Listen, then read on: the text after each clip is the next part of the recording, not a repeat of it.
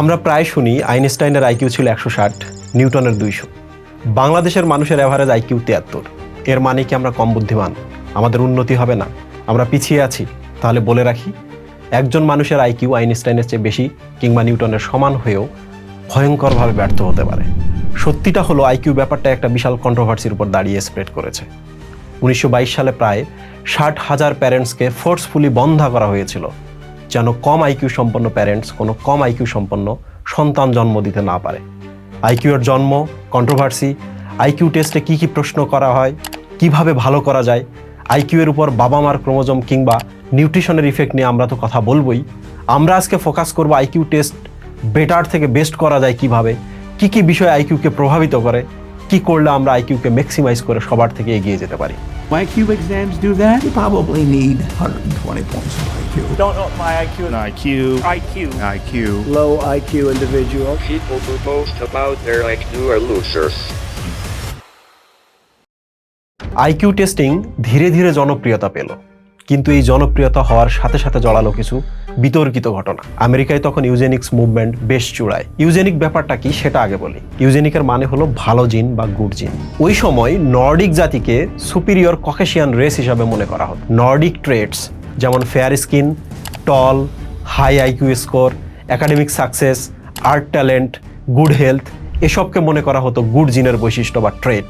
এমনকি ইকোনমিক সলভেন্সিকেও ধরা হতো বায়োলজিক্যাল সুপিরিয়রিটির এভিডেন্স হিসাবে। অন্যদিকে লো ইন্টেলিজেন্স, নন নর্ডিক ট্রেটস যেমন short, dark skin, epilepsy, physical or mental issue, criminal history, sexual immorality আছে, এমন সব কিছুকে ধরা হতো ব্যাড জিনের কারণ। এই ব্যাড জিন বা ব্যাড ট্রেটসগুলো যেন ভবিষ্যৎ প্রজন্মে সন্তানের মাঝে রেপ্লিকেট না হয়, এজন্য এগুলোকে বলা হতো নন ডিজায়ারেবল ট্রেটস। বেসিক্যালি ইউজেনিক মুভমেন্টের মটো হলো সিলেক্টিভ ব্রিডিংয়ের মাধ্যমে আনডিজায়ারেবল ট্রেটগুলোকে থামানো।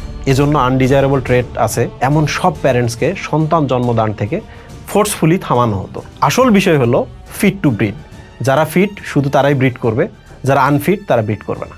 কিভাবে জাজ করবে কারা আনফিট, কাদের মাঝে ব্যাড ট্রেটগুলো আছে? আইকিউ টেস্টকে তারা ব্যবহার করলো তাদের সিউডো সায়েন্টিফিক বিশ্বাস বাস্তবায়নের টুল হিসাবে। যুক্তরাষ্ট্রের ভার্জিনিয়া এবং আরও 32টা রাজ্যে প্রায় 60,000 মানুষকে জোর করে বন্ধা করা হয় শুধুমাত্র আইকিউ স্কোর কম হওয়ার ভিত্তিতে, যেটা 1927 সালে ইউএস সুপ্রিম কোর্টও বৈধতা দেয়। এমনকি অ্যাডলফ হিটলার নাজি বাহিনীর দ্বারা শারীরিক ও মানসিক প্রতিবন্ধী শিশুদের হত্যা জাস্টিফাই করতে ইউএসের এই পদক্ষেপকে নিজেদের অনুপ্রেরণা হিসাবে স্বীকার করত। আমেরিকার আইনের মডেলে নাজি জার্মানিতে 1933 সালে রেশিয়াল হাইজিন বলে একটা কনসেপ্ট ব্যবহার করে প্রায় 4 লাখ শিশু এবং অ্যাডাল্টকে ফোর্সফুলি বন্ধা করে, যাদের বেশিরভাগই ছিল জিউ এবং বিভিন্ন যাযাবর জাতি এবং মানসিক বা শারীরিকভাবে অসুস্থ বা প্রতিবন্ধী। উদ্দেশ্য ছিল যাদেরকে আনডিজায়ারেবল অথবা ডিফেক্টিভ সাবহিউম্যান মনে করা হতো, তাদের যেন বংশবৃদ্ধি না হয়। 1904 সালে চার্লস স্পিয়ারম্যান নামের একজন ব্রিটিশ সাইকোলজিস্ট জি ফ্যাক্টর নামের একটা কন্ট্রোভার্সিয়াল কিন্তু পাওয়ারফুল ধারণা প্রপোজ করেন। স্পিয়ারম্যান স্কুলের ছাত্রদের মার্ক দেখছিলেন, ম্যাথ, ইংলিশ, ফ্রেঞ্চ, ক্লাসিক্সে ছাত্ররা কেমন করছে। যে ম্যাথে ভালো, ইংলিশেও ভালো, ক্লাসিক্স ফ্রেঞ্চেও ভালো, আবার আরেকজন সবগুলোতে একটু স্ট্রাগল করে। এটা কি শুধুই কাকতালীয়, নাকি ভালো স্টুডেন্ট হওয়ার পেছনে একটা কমন কজ কাজ করে? এই কমন কজকেই তিনি জি ফ্যাক্টর নাম দেন। জি মানে জেনারেল ফ্যাক্টর। জি ফ্যাক্টরটা আসলে কি এবং কিভাবে আসলো, এই অংশটুকুতে আমি স্ট্যাটিক্স নিয়ে কথা বলবো। বুঝতে যদি অসুবিধা হয় চিন্তার কিছু নাই, পুরো ভিডিওটা দেখলে বিষয়টা ক্লিয়ার হবে। স্পিয়ারম্যান স্কুলের ছাত্রদের বিভিন্ন সাবজেক্টের মার্ক দেখছিলেন, ম্যাথ, ইংলিশ, ক্লাসিক্স, ফ্রেঞ্চ, এগুলোতে তারা কেমন করছে। তার প্রশ্ন ছিল মার্কসগুলো কোরিলেট করতে পারে কিনা, যেমন একটা সাবজেক্টে ভালো করলে অন্য সাবজেক্টগুলোতে ভালো করবে, নাকি একটাই ভালো করলে অন্য সাবজেক্টে খারাপ করবে, নাকি একটাই ভালো করার সাথে অন্য সাবজেক্টে ভালো বা খারাপ করার কোনো সম্পর্ক নেই। তিনি 3টা পসিবিলিটিস ভাবলেন। 1, পজিটিভ রিলেশনশিপ, দ্যাট মিনস ম্যাথে ভালো করলে ইংলিশেও ভালো। 2, নেগেটিভ রিলেশনশিপ, ম্যাথে বেশি পড়লে ইংলিশে কম পড়া হবে, ম্যাথে স্কোর বাড়লে ইংলিশে কমবে। 3, নো রিলেশনশিপ, ম্যাথে স্কিল আর ইংলিশের স্কিল আলাদা, একটার সাথে আরেকটার কিছু আসে যায় না। এটা বোঝানোর জন্য তিনি ব্যবহার করলেন কোরিলেশন। সহজ ভাষায় 2টা জিনিস একসাথে ওঠানামা করে কি না। একটা কোরিলেশন ভ্যালুর মান -1 থেকে +1 এর মধ্যে, -1 মানে একদম পারফেক্টলি অপোজিট রিলেশন, একটা বাড়লে অন্যটা নিশ্চিত কমবে। 0 মানে কোনো রিলেশন নেই। +1 মানে একদম পারফেক্টলি পজিটিভ রিলেশন, একটাই বাড়লে অন্যটাতে নিশ্চিত কমবে। পজিটিভ রিলেশন আছে কিন্তু রিলেশন পারফেক্ট না, তাহলে মান 0 থেকে বেশি 1-এর চেয়ে কম হবে। স্পিয়ারম্যান যখন ডেটা দেখলেন তিনি লক্ষ্য করলেন ম্যাথে যারা ভালো ইংলিশেও ভালো। কোরিলেশন কোএফিসিয়েন্ট 0.64, এবং শুধু এই দুইটা নয়, সব সাবজেক্ট পেয়ারে একই প্যাটার্ন, অর্থাৎ positive correlation. Positive correlation pattern দেখে মনে হলো মানুষের মধ্যে এমন একটা জেনারেল লার্নিং পাওয়ার আছে যা সব সাবজেক্টের পারফরমেন্স ভালো করে। স্পিয়ারম্যান এই জেনারেল লার্নিং পাওয়ারকেই নাম দিলেন জি ফ্যাক্টর বা জেনারেল ফ্যাক্টর। যার জি এর মান যত বেশি, জেনারেল লার্নিং পাওয়ার তত বেশি। যার জি বেশি সে প্রায় সব সাবজেক্টে ভালো করবে, যার জি কম সে অনেক সাবজেক্টে স্ট্রাগল করে।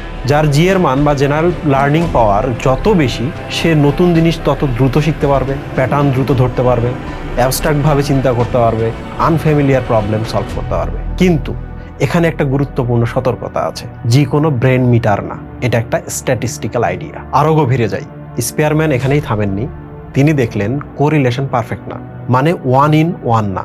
যেমন ম্যাথ আর ইংলিশের কোরিলেশন 0.64, কোরিলেশন আছে কিন্তু পারফেক্ট না। পারফেক্ট হলে ম্যাথ এবং ইংলিশের কোরিলেশন হতো 1-in-1, অর্থাৎ ম্যাথে খুব ভালো হলেই সব স্টুডেন্ট ইংলিশে খুব ভালো হবে এমন নয়, কেউ কেউ মডারেট হতে পারে বা উল্টো হতে পারে। তাই তিনি আরেকটা ধারণা দিলেন, এস ফ্যাক্টরস বা স্পেসিফিক ফ্যাক্টরস, মানে সাবজেক্ট স্পেসিফিক স্কিলস।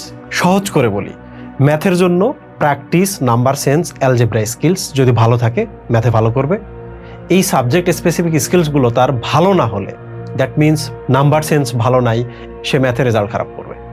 ইংলিশের ক্ষেত্রে vocabulary skills, reading habit, writing practice যদি ভালো থাকে সে ইংলিশে ভালো করবে। আর সাবজেক্ট স্পেসিফিক স্কিলসগুলো যদি সে ভালো না করে, নিজে ট্রাই না করে, সে ইংলিশে রেজাল্ট খারাপ করবে। So performance equal general ability বা জি ফ্যাক্টর প্লাস স্পেসিফিক স্কিলস বা S factor plus others factors like motivation, health, teacher quality, exam anxiety ইত্যাদি। পারফরমেন্স সমীকরণটার একটা রিয়েল লাইফ এক্সাম্পল বলি। কেউ বিসিএস, ভার্সিটি, মেডিকেল এক্সাম দিল, দেখা গেল তার জেনারেল লার্নিং এবিলিটি বা জি ফ্যাক্টর ভালো, প্রিপারেশনের সময় বুঝে শুনেই প্রিপারেশন নিয়েছে। তার স্পেসিফিক স্কিলস বা এস ফ্যাক্টর ভালো, সব সাবজেক্টে প্রচুর প্র্যাকটিস, ট্রিক কভার করছে। তার মোটিভেশন আছে, বাবা মায়ের দায়িত্ব নিতে হবে, প্রেমিকাকে বিয়ে করতে হবে, বাবার ঋণ আছে সেগুলো শোধ করতে হবে, রাতে ঘুমানোর আগে 2টা করে মোটিভেশনাল ভিডিও দেখে। টিচার কোয়ালিটিও ভালো, দেশের সেরা টিচারের কাছে অনলাইন কোর্স করছে। কিন্তু এক্সাম হলে অ্যাংজাইটি ফিল করলো। অ্যাংজাইটি কিন্তু এখানে আদার্স ফ্যাক্টর, যে কারণে তার টাইম ম্যানেজমেন্ট, অ্যাকুরেসি ঠিকঠাক হলো না। খেয়াল করুন, ছোট্ট একটা ফ্যাক্টরে খারাপ করার কারণে পুরো পারফরমেন্স ড্রপ করবে।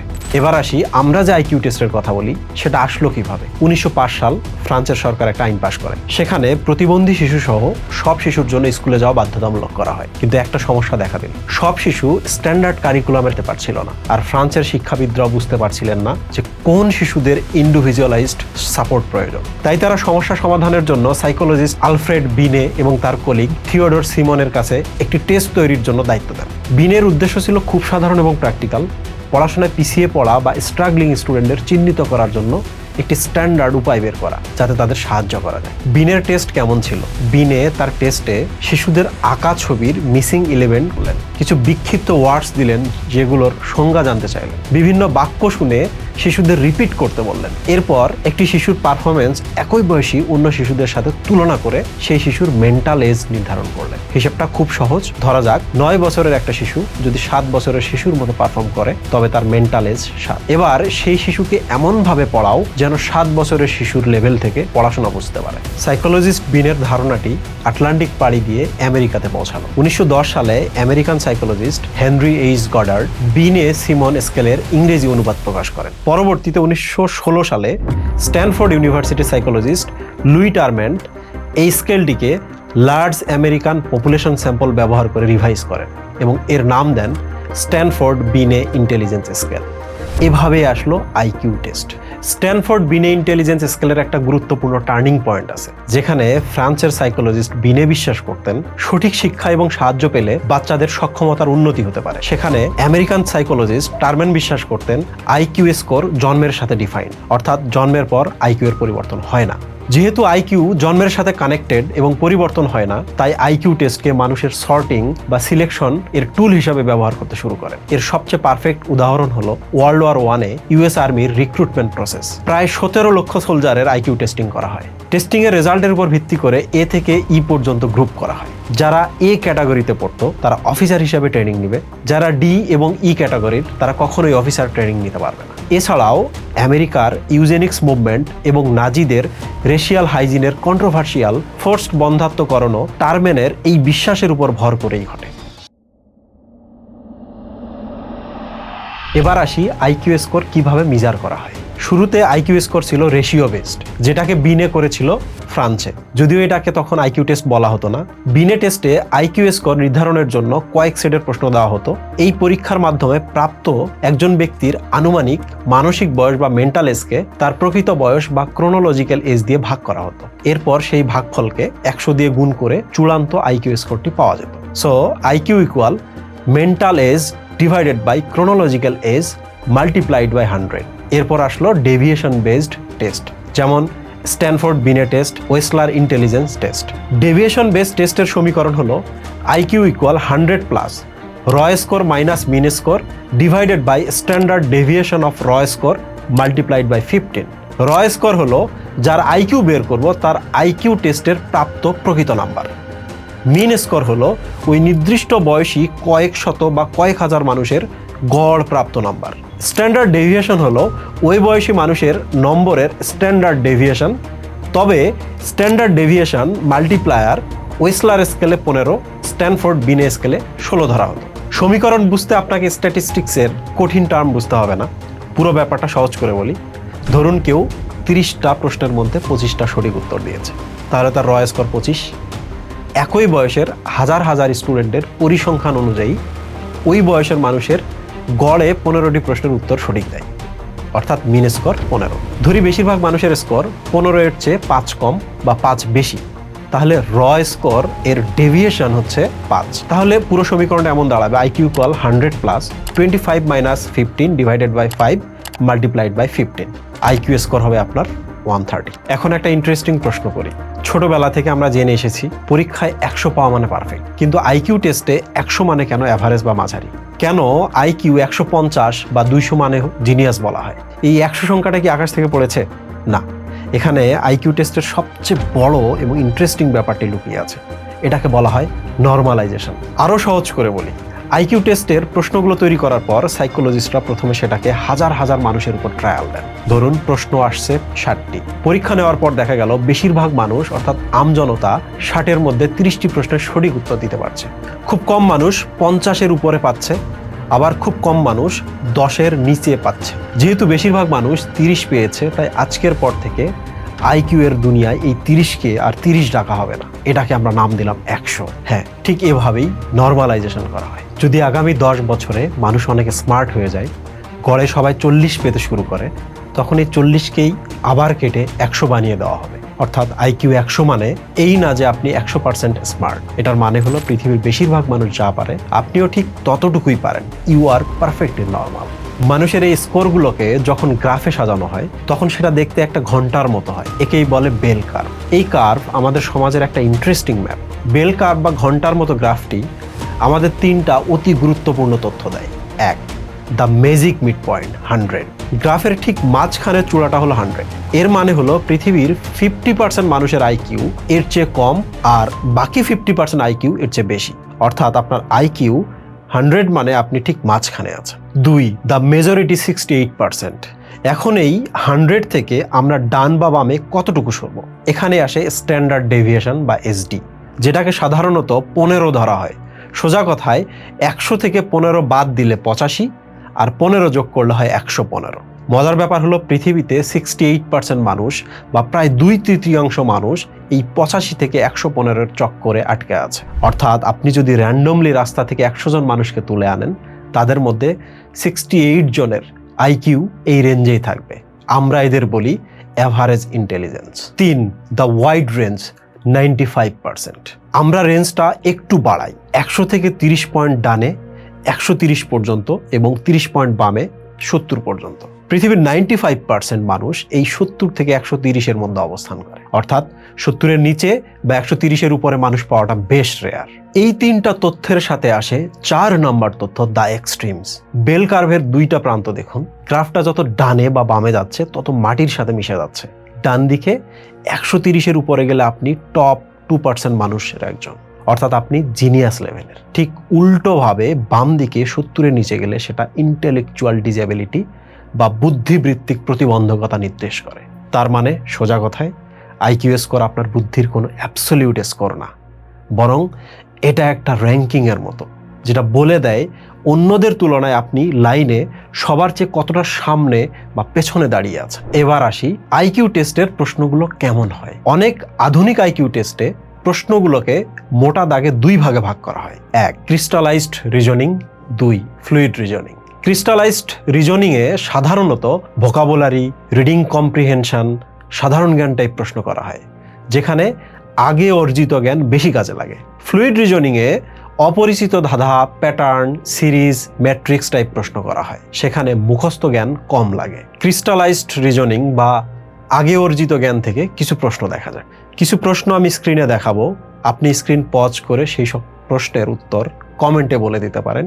আরও বেশি পরিমাণ প্রশ্ন দেখতে হলে অবশ্যই ডেসক্রিপশন বক্স চেক করে নেবেন। Number 1, choose the closest meaning of persist. Correct answer is B, how are a cat and a dog alike. Option A, both can fly.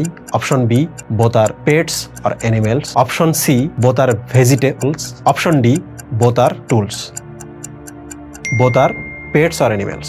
Verbal reasoning থেকে প্রশ্ন আছে, odd one out, bird, aeroplane, bee car, butterfly. Option A car, option B aeroplane, option C bee, option D butterfly. Correct answer is car. Number series বা arithmetic reasoning থেকে প্রশ্ন আসতে পারে 3, 5, 8, 12 dot. Correct answer is spatial বা non verbal question আসতে পারে।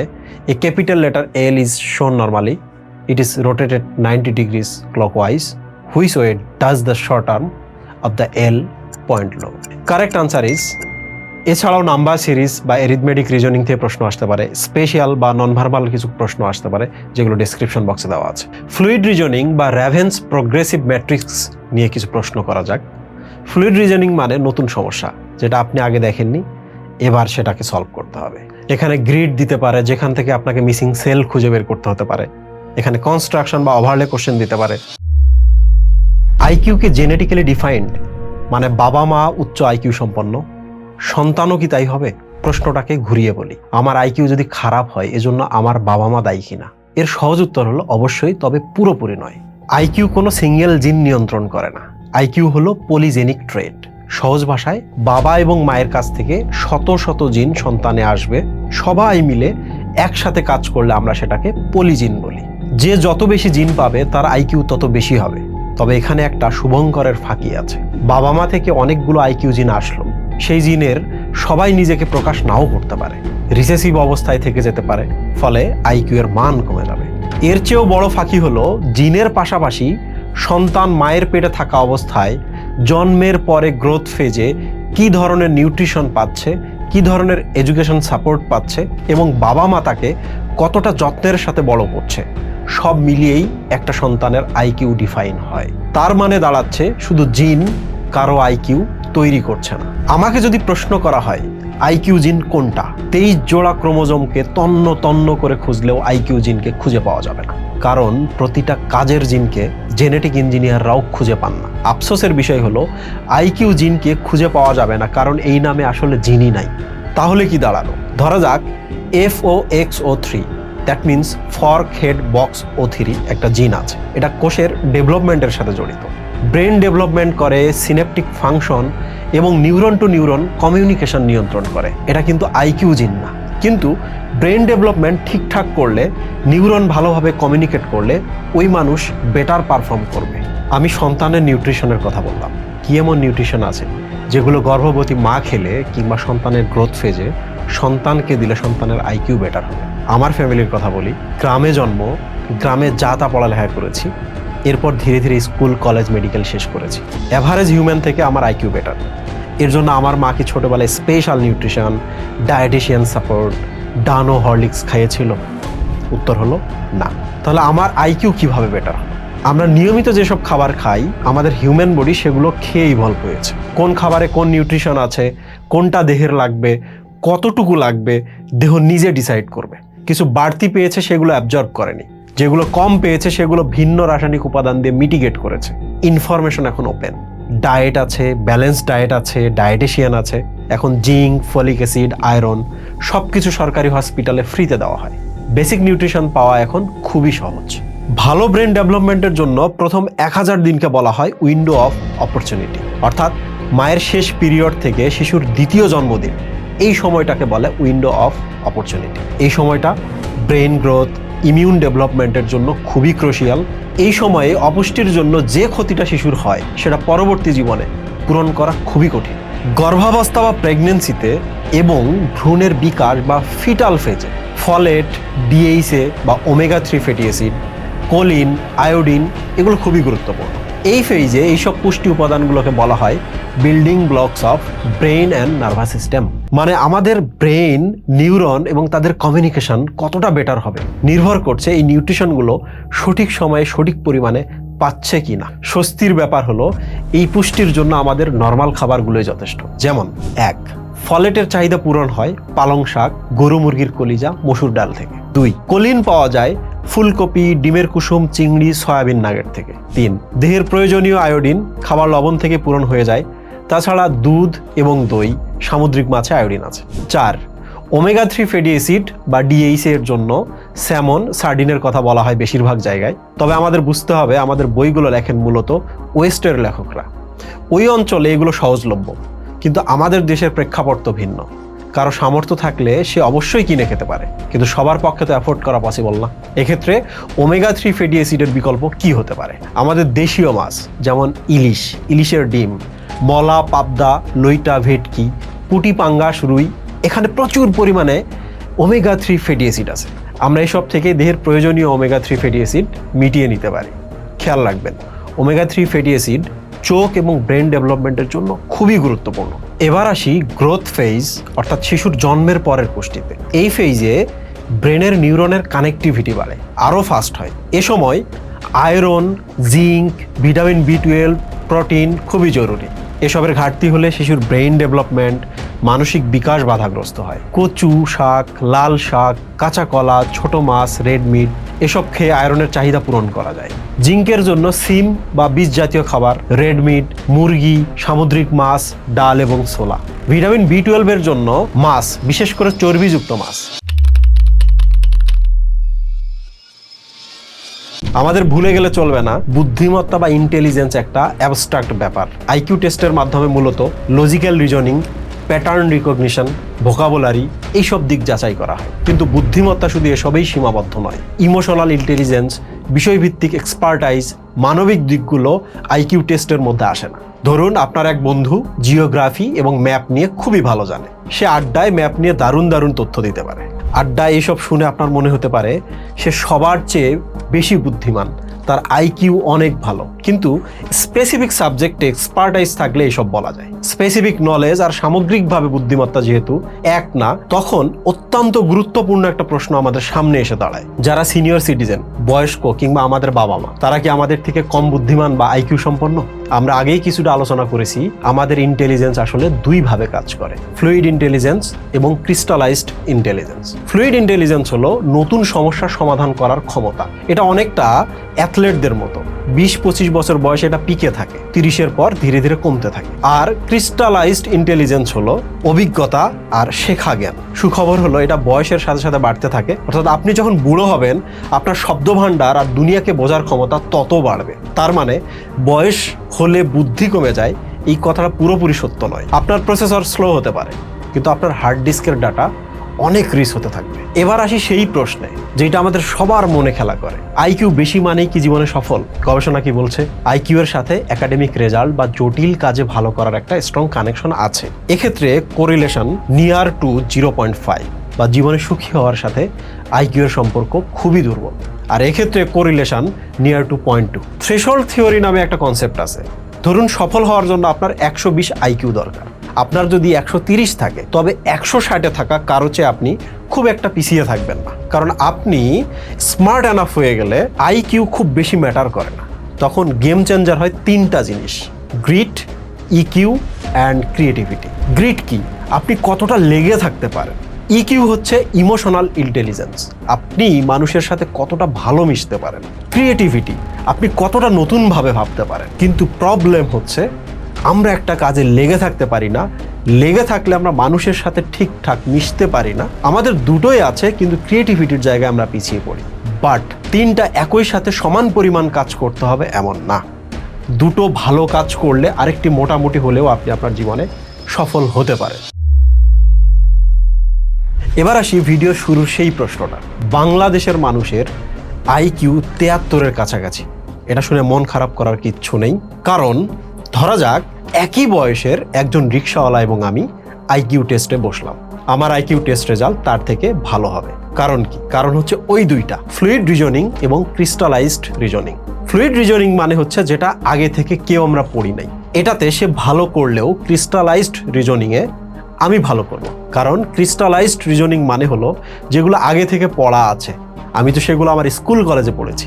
রিক্সাওয়ালা যেহেতু পড়েনি, সেখানে খারাপ করবে, ওভারঅল রেজাল্টে আমি রিক্সাওয়ালাকে হারিয়ে দিই। কিন্তু আমাকে এবার একজন সমবয়সী আমেরিকানের সাথে টেস্টে বসানো হলে এটা দারুণ বিষয় ঘটবে, আমি হেরে যেতে পারি। কারণ আইকিউ টেস্টের ক্রিস্টালাইজড রিজনিংয়ে যেসব প্রশ্ন আসে সেগুলো আমেরিকানের একাডেমিক পড়ালেখার অংশ। স্কুলে পড়ার সময়, কলেজে পড়ার সময় তার সিলেবাসে সেগুলো ছিল, আমার ছিল না। জেমস ফ্লিন নামে একজন রিসার্চার একটা চমৎকার প্যাটার্ন লক্ষ্য করেন, সেটাকে ফ্লিন ইফেক্ট বলা হয়। তিনি দেখেন গত 100 বছরে সারা বিশ্বের মানুষের আইকিউ স্কোর প্রতি দশকে 3 পয়েন্ট করে বেড়েছে। কেন? কারণ আমাদের জিন বদলায়নি, বদলেছে আমাদের পরিবেশ। আজকে আমরা যে পুষ্টি নিয়ে কথা বললাম, শিক্ষার সুযোগ নিয়ে কথা বললাম, এগুলো যত উন্নত হচ্ছে আমাদের মস্তিষ্কের বিকাশ তত ভালো হচ্ছে।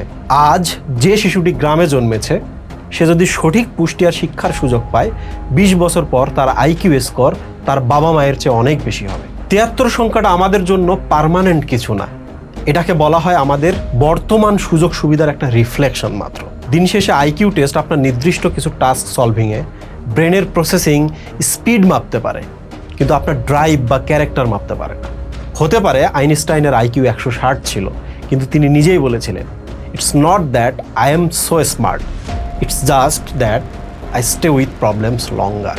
তাই আইকিউ স্কোর কত সেটা নিয়ে দুশ্চিন্তা না করে ফোকাস করুন আপনার পুষ্টি, আপনার ঘুম এবং নতুন কিছু শেখার আগ্রহের উপর। কারণ দস্তয়েভস্কি যেমনটা বলেছিলেন, ইট tax something more than intelligence to act intelligently. অর্থাৎ বুদ্ধিমান হওয়ার জন্য শুধু বুদ্ধি থাকলেই যথেষ্ট নয়, সেটাকে কাজে লাগানোর মতো প্রজ্ঞা থাকাও জরুরি। আজকের কন্টেন্ট টপিক ভালো লাগলে কমেন্টে অবশ্যই ফিডব্যাক জানাবেন। শেয়ার করতে পারেন সেই বন্ধুর সাথে যে নিজের আইকিউ নিয়ে কনফিউজড, নিজেকে ইনফিরিয়র ভাবে। দেখা হবে পরের ভিডিওতে নতুন কন্টেন্টে। আই উইল মেক শিওর সেই কন্টেন্ট আপনার জীবনে ভ্যালু অ্যাড করবেই।